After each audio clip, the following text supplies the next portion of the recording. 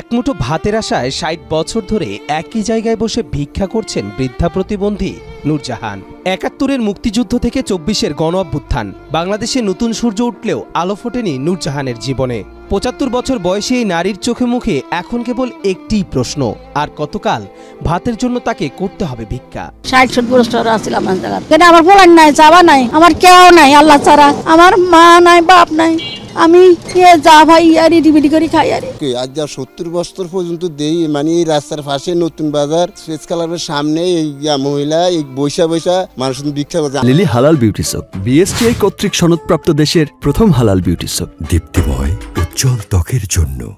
ভোলা জেলার ছোটআলগি ৮ নম্বর ওয়ার্ডের বাসিন্দা ৭৫ বছর বয়সী প্রতিবন্ধী নূরজাহান। অল্প বয়সেই তার বিয়ে হয় ভোলার মনপুরায়। সংসার জীবনে প্রথম বছর সুখের সময় কাটলেও সন্তান গর্ভে আসার পর হঠাৎ এক দুরারোগ্য রোগে আক্রান্ত হয় নূরজাহান। বেদিতে বাকশক্তি হারিয়ে ফেলেন তিনি। তার এই প্রতিবন্ধকতা সহ্য করতে না পেরে স্বামী তাকে ছেড়ে চলে যান। এই ১ বছর পরে আমার বাচ্চা অনুযোগ হয়েছে, আমার হালাত হয়ে গেছে। তালাক পাওয়ার পরেই নূরজাহানের জীবনে নেমে আসে চরম দুঃখ দুর্দশা। তখন থেকেই একমাত্র মেয়েকে বড় করা হয়ে ওঠে তার জন্য সবচেয়ে বড় চ্যালেঞ্জ।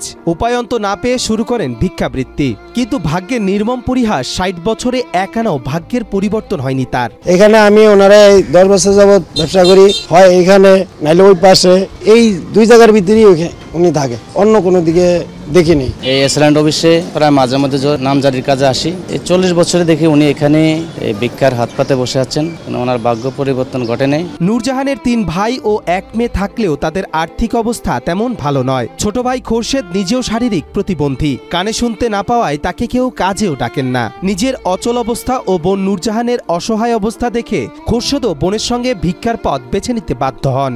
বর্তমানে নূরজাহান ছোট ভাইয়ের সংসারেই দারিদ্রতার সাথে যুদ্ধ করে বসবাস করছেন।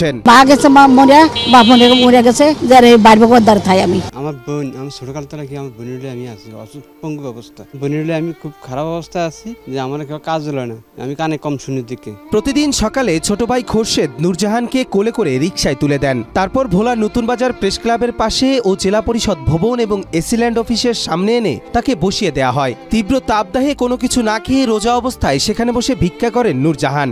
ভিক্ষা করে যে ২-৩০০ টাকা আয় করেন তা দিয়ে কোনো রকমে চলতে হয় তাকে। সকালে আমি দুগা বড়া দিয়া দুগা ৩ ভাত খাই, তো আমি রোজা ধরছি। ২০০-২৫০ টাকা মতন যা ভাই রিক্সা ভাড়া যায়, ৬০ টাকা ৭০ টাকা এরকম যা এই ইয়ালই রিডিবিডি করি আর আমি এই চলি ফিরি খাই আর যা ভাই আমার হয় না, আমার ওষুধও লাগে ১০,০০০ টাকার মাসে। নূরজাহানের এই হৃদয় বিদারক পরিস্থিতি দেখে পাড়া প্রতিবেশীরা দুঃখ পেলেও হতদরিদ্র হওয়ায় তাদের কিছু করার নেই। তাই তারা দেশের বিত্তবান ও সরকারের কাছে আহ্বান জানায় যেন নূরজাহানের দুঃসহ জীবনযাত্রার পরিবর্তন হয় এবং কিছুটা হলেও স্বস্তির নিঃশ্বাস ফেলতে পারেন এই বৃদ্ধা পঙ্গু নারী। সরকার যদি আমার দিকে একটু চায় তো আমি খাই বাঁচতে পারো, নয়তো আমি কি ধরে যাব। এক সরকার যায় আরেক সরকার আইছে, এই পর্যন্ত আমরা কিছুই তার সহযোগিতা পাইলাম না। আমরা সরকারের তেন কিছু সহযোগিতা চাই। সকলের সহযোগিতায় ভাগ্যের পরিবর্তন হোক বৃদ্ধা প্রতিবন্ধী নূরজাহানের। দুবেলা দুমুঠো স্বস্তিতে ভাত উঠুক তার মুখে, এমনটাই প্রত্যাশা সচেতন মহলের।